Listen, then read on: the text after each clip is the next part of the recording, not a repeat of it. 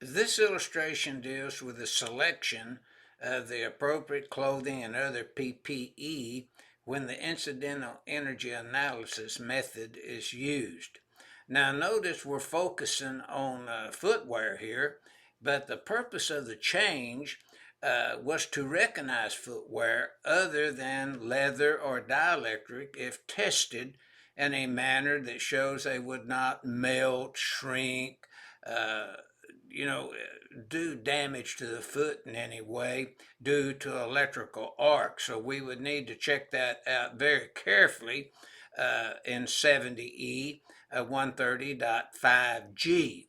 Now notice in the note to the left top side of the illustration shows for more on footwear, see 130.7C10E as in Ed on page 32.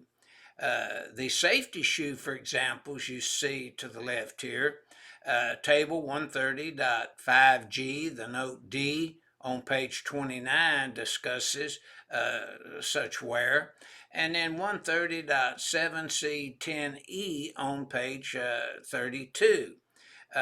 Additional information, 130.5G, D is illustrated if you were wearing a boot instead of a shoe on page 29.